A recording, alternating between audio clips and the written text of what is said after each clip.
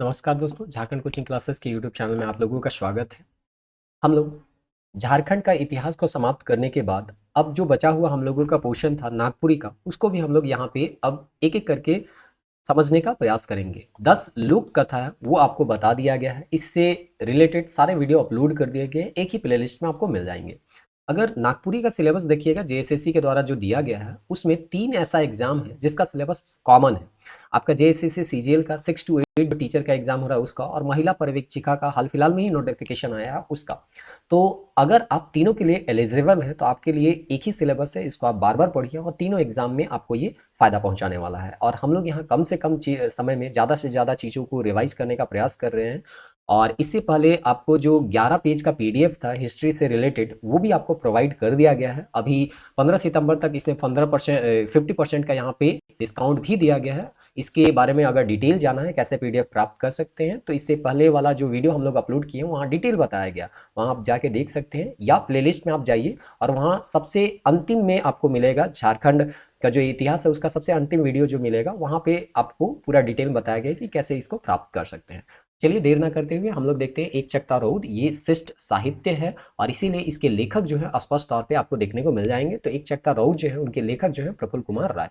देखिए, एक चकता रौद एक कहानी भी है और एक किताब भी है। तो किताब का जो संपादन करते हैं वो डॉक्टर उमेश नंद तिवारी और शकुंतला मिश्र के द्वारा इनको संपादित किया गया है। तो हो सकता है कभी सवाल पूछेगा तो इस फैक्ट को आपको याद रखना है। चलिए हम लोग देखते हैं देर ना करते हुए एक चकता रौद। यहाँ पे एक व्यक्ति जिनका नाम है रणधू सिंह, उनके जीवन के बारे में दिया गया है। रौद मतलब यहाँ पे होता है धूप। तो इस तरह से ठंडे के दिन में जो धूप छांव का खेल चलते रहता है, उसी तरह से एक जीवन भी है जिसमें सुख दुख का खेल जो है वो आते जाते रहता है या चलते रहता है। तो कैसे रणधू सिंह के जीवन में सुख दुख आते जाते रहता है, क्या क्या उनके जीवन में दुख था, आगे उनके जीवन में अंतिम में क्या वो निर्णय लेते हैं, वो सब सारा कहानी जो है इसमें दिखाने का प्रयास किया गया है। तो एक्चुअली ये जो कहानी है वो ठंडे के मौसम के बारे में है और उसी से यहाँ पे शुरुआत भी किया जाता है। तो देखिए हम लोग यहाँ समरी देख रहे हैं। उम्मीद करते हैं आप एग्जाम इतना नज़दीक है तो जरूर ये कहानी को एक बार पढ़े होंगे। अगर नहीं पढ़े हैं तो डिटेल पढ़ लीजिए। कम से कम एक बार आपको खुद से कहानी को पढ़ना ही पड़ेगा। वीडियो देखने से पहले आप इस कहानी को पढ़ लीजिए या इस समरी को सुन लीजिए, उसके बाद आप कहानी को पढ़िए। तो हो सकता है बहुत बेहतर तरीके से आपको वो चीज़ें जो हैं, जो फैक्ट यहाँ पे दिया गया है वो याद रहेगा। चलिए देखते हैं इसमें क्या महत्वपूर्ण फैक्ट है जो कि एग्जाम के लिए महत्वपूर्ण है, जिसको बार बार आपको रिवाइज करना चाहिए। तो सबसे पहले तो आपको ये पूछा जाएगा रणधू सिंह का जो ये कहानी दिया गया है उस समय कौन सा मौसम का जिक्र किया गया है। तो ये जाड़ यानी ठंडा के मौसम का जिक्र है। ठंडा के मौसम में ही वो जो है कांधे पे छौरी मुड़े फेटा और हाथे सोटी लेके पेठिया निकलल है, यानी कि वो जो जा रहे थे बाजार जा रहे थे। पेठिया हम लोग बोलते हैं बाजार को। तो जब पेठिया जा रहे थे तो ठंडा का दिन था, तो ठंडा से बचने के लिए वो बहुत सारे चीज लेके जा रहे थे। पिछौरी है गया, है ना, फेटा हो गया, हाथ में सोटी यानी कि डंडा जैसा था, घोड़ी में चढ़ के जा रहे थे इसलिए उसको, है ना, कंट्रोल करने के लिए एक छोटा सा डंडा लेते हुए चलते हैं। और इस तरह से आपको पूछा जाएगा कि रणतुसी कहाँ जाते रहे, तो पेठिया जाते रहे। आगे बोलता है पेठिया डहर में गोटा डांड में राहिर रहे। तो आपको याद रखना होगा कि जब वो रास्ता में जा रहे थे तो रास्ता में उनको क्या फसल मिला, तो राहड़ का फसल मिला। ये फल फूल रहा था और इसको देख के घोड़ी जो है इसके ओर आकर्षित होती है और खाने का प्रयास करती है। तो उसी को दिया हुआ है, घोड़ी चलते चलते राहिर के लुमेर लेवे और रंतु सोटिया है। तो इस तरह से घोड़ी जो है वो राहड़ की तरफ जा रही थी। तो राहड़ को ना खाए, किसी का फसल को बर्बाद ना करे, इसलिए रंतु जो है उसको मारने का प्रयास करते हैं। सोटी से सोटियाना यानी मारने का प्रयास करते हैं और उसके बाद उसको रास्ता में, सही रास्ता में या सीधे सीधे जाने का उसको एक तरह से कहिए सीधे सीधे चले, इसके लिए वो प्रयास करते हैं। तो इस तरह से यहाँ पे आपको पूछा जाएगा कि घोड़ी काके लुमेर लेवत रही या काको किसको खाने का प्रयास कर रही थी, तो राहड़ जो था उसको खाने का प्रयास कर रही थी। आगे देखते हैं सोटी के लेंगा कांख में चिप लाएं और भतकैया हाथ से बटुआ के खैनी निकला लाए। तो जब ये घोड़ी जो है अपने रास्ते चल रही थी तो वो खाली बैठा हुआ था। तो वो खैनी खाने के लिए क्या करता है कि जो आपका जो डंटा था उसको लेंगा हाथ, जिसे मतलब जिसे हम खाना नहीं खाते हैं, और एक भतकैया हाथ जिससे खाना खाते हैं, उसको यहाँ पे दिया गया है। तो भटकैया हाथ से बटुआ को वो निकालता है। बटुआ से क्या निकालता है, खैनी। तो आपको पूछेगा कि रंतु सिंह जब घोड़ा में बैठ के पेटिया जात रहे तो वो बाद में, है ना, कांक में चीप लेना सोटी को कर बादे भटकैया हाथ से का निकला ले, तो बटुआ, बटुआ से का निकला लग, तो खैनी निकला लग। आगे हम देखते हैं जब रास्ता में वो जा रहे थे यानी बाजार में जा रहे थे तो बहुत सारे लोग यहाँ पे जा रहे थे। उन्हीं में से एक का जिक्र है जिसके बारे में सवाल हमको लगता है पूछा जा सकता है तो वो है व्यक्ति हैं जिनका नाम है, नाम तो नहीं दिया गया है वो, लेकिन किसके घर काम करते थे वो दिया है। तो मनसा सकू करके एक व्यक्ति थे, उनके घर धांगर रहते थे। धांगर मतलब उनके घर रहते थे, काम वगैरह सब करते थे, उसी को यहाँ पे धांगर के नाम से जानते हैं। तो वो जो है लुगा यानी कि कपड़ा का जो होता है, साड़ी का होता है, कपड़ा का भार जो है वो बो के पेटिया जाते रहे यानी बाजार जाते रहे। और वहीं जाने के दौरान चूंकि रास्ता में भेंट हो जाता है रंथू सिंह के साथ, तो रंथू सिंह चूंकि बड़े थे और अधेड़ उम्र के थे, इसीलिए सलाम गंजू करते हुए रास्ते पार हो जाते हैं। तो आपको पूछा जाएगा गंजू गौंजू जो यहाँ पे प्रयोग किया गया है किनके लिए किया गया है, तो रंथू सिंह के लिए किया गया है। आगे रंथू सिंह का कुछ डिटेल दिया गया है उनके शारीरिक विशेषता के बारे में। तो यहाँ पे उनके दांत के बारे में बहुत ज्यादा डिटेल दिया गया है, तो उसको हम यहाँ पे बताने का प्रयास कर रहे हैं। हो सकता है यहाँ से एक आध सवाल आपको देखने को मिल जाए। तो बोलता है सोजे कर एक तो दांत दिसत रहे, यानी कि उनका दांत जो है वो ओंठ से बाहर निकला हुआ था, तो इसलिए स्पष्ट तौर पे दांत दिख रहा था। मजदतिया या एक दतिया नहीं रहे, तो उनका एक दांत टूटा हुआ भी था। बचर 10-12 आगे गुट के दांत में सोनपत्ते चढ़वा रहे हैं, तो अब सोना का लेप चढ़वाया हुआ था, लेकिन वो पहने नहीं थे, वो उसका सिंगार पेटी में रखा हुआ था। और किन के सिंगार पेटी में रखा हुआ था, तो केसर का यहाँ पे उल्लेख आता है। और केसर का जैसे उल्लेख आता है तो बताते हैं केसर कौन थी, तो उनकी दूज बिहाई थी, यानी कि दोबारा जब उनका विवाह हुआ था पहली पत्नी के देहांत के बाद, तो वो किनके साथ हुआ था, तो केसर के साथ। तो पूछा जाएगा केसर कौन थी, तो उनकी दूज बियाही, यानी कि दोबारा जब शादी होता है तो किनके साथ होता है, केसर के साथ। ये फैक्ट आपको पूछा जा सकता है। आगे जब केशर का याद आया, दुजबयाही उनकी है, तब उनसे संबंधित बहुत सारा चीज उनको मन में याद आने लग जाएगा। तो उसी को बोल रहा है डहर चलते चलते एक बारगी केसर केर याद उनके होए गलक केसर की उदास दे के सोचलाई इकर कारण मोहे को। रंथू से जब बाजार जा रहे थे तो वापस मुड़ के जब देखते अपने घर की ओर, तो उसमें उनकी पत्नी जो है वो खड़ी रहती है और वो उदास मन में रहती है। तो उनका ये सोचना था कि उनका उदासी का जो कारण है वो रंथू सिंह ही है, क्योंकि उनका जो उम्र था अधेड़ उम्र था और उन दोनों में कोई भी मेल नहीं था, ऐसा वो सोचते हैं। तो इस तरह से वो जब बाजार जा रहे थे तो तरह तरह की बातों को सोचते हुए आगे निकल रहे थे। आगे दिया है केसर के बारे में, दिया है कि केसर जो थी वो उनका दूसरा विवाह हुआ था, लेकिन इनका विवाह जो होता है इससे बारे में कुछ सवाल पूछ सकता है। सबसे पहले ये पूछेगा कि आखिर इनके जोर जबरदस्ती से ये विवाह होता है। तो उनकी जो मतलब रंथू सिंह के जो बन के पति थे, जिसको भाटू यहाँ पे कहा जाता है, तो इस तरह से उनके ही जोर जबरदस्ती से दोबारा शादी होता है केसर के साथ रंथू सिंह का। इसका कारण ये था कि उसका एक छोटा बेटा था, रंथू सिंह का छोटा बेटा था जो कि 6-7 साल का था, उसका नाम था भोला।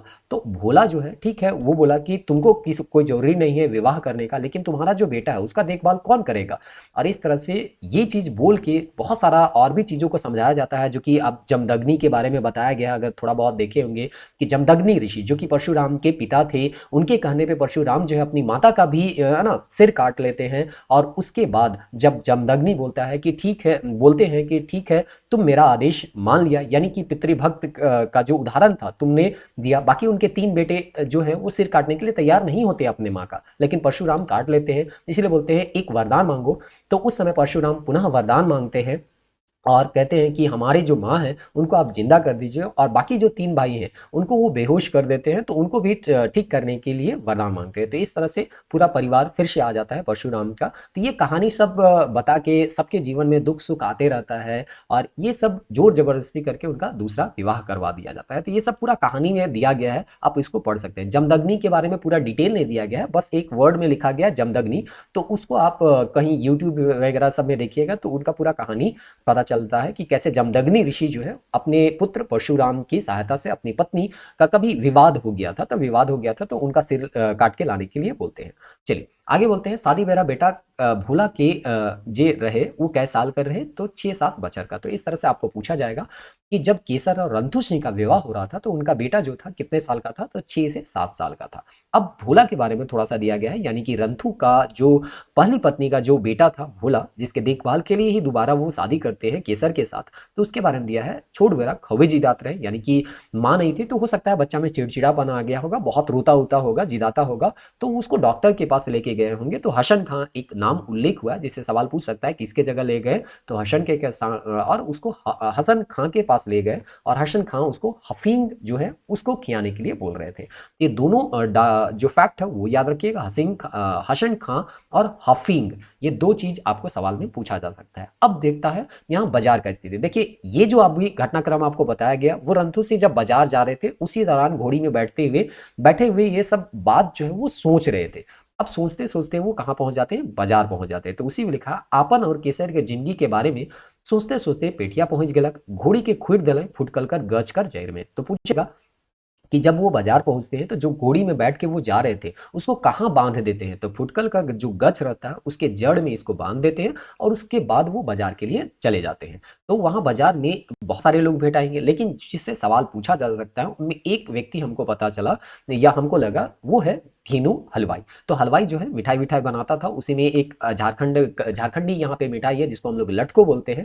तो वो छान रहा था और उसी समय वो बोलता है सलाम गंजू। अभी बताया गया गंजू जो है वो रंथू सिंह के लिए प्रयोग किया जा रहा है, तो गंजू बोलते हैं। फिर ना गंजू को वो सलाम गंजू हलवाई बोलता है। फिर रंथू सिंह के कहलक, ऐसा है यहाँ पे लिखा हुआ। फिर आगे दिया है बालूशाही, ये सब यहाँ का मिष्ठान है झारखंड का। बालूशाही और पियाओ के घरे घुरे बेरा लेके पिछौरी के कोना में बांध लें और चल रहे हैं। तो इस तरह से जब वो रंथू सिंह जो है वापस घर आएगा तो उस समय जो भी मिठाई होगा उसको खरीद उरीद के अपना जो कपड़ा था जिसको उड़ के गया था उसी में एक कोना में बांध के वापस ले आता है। आगे बोलता है पेटिया यानी बाजार में ही रंथू सिंह क्या क्या खरीदते हैं, तो बोलता है नून तेल हल्दी, यानी घर का बहुत सारा सामान खरीदता है। उसके साथ साथ अपनी पत्नी के लिए रत रत लाल रंग कर माला की सेर ले लग। तो इस तरह से आपको पूछेगा कि जब वो बाजार से आया तो बाजार में से अपनी पत्नी के लिए क्या लेके जा रहा था, तो वो जो है एक माला जो है लाल रंग का लेके जा रहा था। ये सवाल आपको पूछा जा सकता है।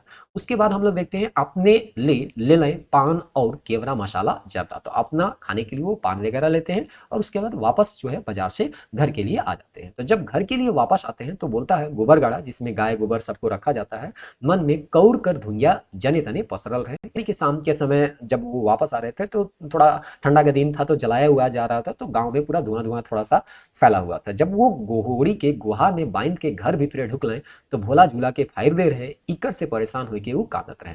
तो जब वो थक हार के बाजार से वापस घर आते हैं तो देखते हैं कि उसका जो बेटा है ऐसे ही दिया हुआ है, थोड़ा जिंदाहा था और इस तरह से है ना बार बार रोते रहता था। तो ये सब चिड़चिड़ापन उसमें आ गया था अपने माँ के नहीं होने के कारण।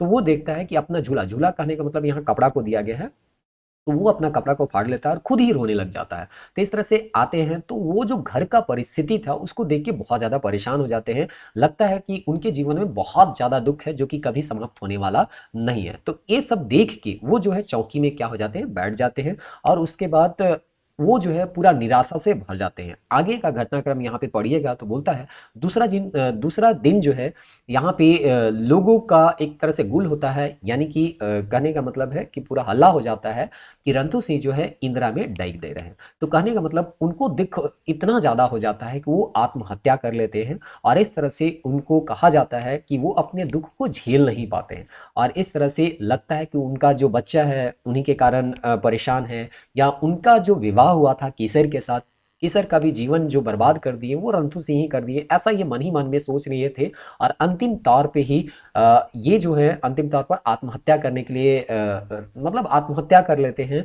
और आत्महत्या करने के बाद वो जो है अपना जो पूरा जायदाद था वो केसर के नाम कर जाते हैं, क्योंकि उनको लगता है कि हम जीते जी तो केसर को कभी खुशी दे नहीं पाए, तो हो सकता है मेरे मरने के बाद मेरा जो जायदाद होगा उनके नाम हो जाएगा, तो उनका जीवन जो रहेगा वो बहुत ज़्यादा मतलब दुखी से जीवन ना बीते। और इसीलिए कैथी भाषा में यहाँ पे पूछेगा कि कौन भाषा में लिख के गए थे, तो कैथी भाषा में वो लिख के जाते हैं पूरा जायदाद जो है वो किसके नाम, केसर के नाम। तो आपको यहाँ पे दो सवाल पूछेगा, अपना जायदाद किसके नाम किए, केसर के नाम, कौन सा भाषा में लिखा गया था, तो कैथी भाषा में लिखा था। वो कहाँ पे आत्महत्या करते हैं, तो इंदिरा जो होता है, देखिए कुआं जो बड़ा कुआं होता है उसको हम लोग यहाँ पे इंदिरा बोलते हैं, तो उसको वहां पे वो आत्महत्या कर लेते हैं। तो इस तरह से रंथू जो है उनके बारे में यहाँ पे दिया हुआ था कि कैसे वो उनके जीवन में दुख आता है और वो उस दुख को झेल नहीं पाते हैं और इसी के कारण अंतिम में वो जो है आत्महत्या कर लेते हैं। तो ये जो था वो एक चकता रौद था, प्रफुल्ल कुमार राय का लिखा हुआ था, जिसमें हमको जो भी इंपॉर्टेंट लगा उसको हम यहाँ पे समरी बनाने में हम उस फैक्ट को रखें। हो सकता है आपको इसके अलावा भी कुछ फैक्ट लगे जो कि इंपॉर्टेंट है, तो आप उसको लिख सकते हैं और उसको आप बार बार रिवाइज कीजिए, तो ये जो फैक्ट है वो आपको याद रहेगा।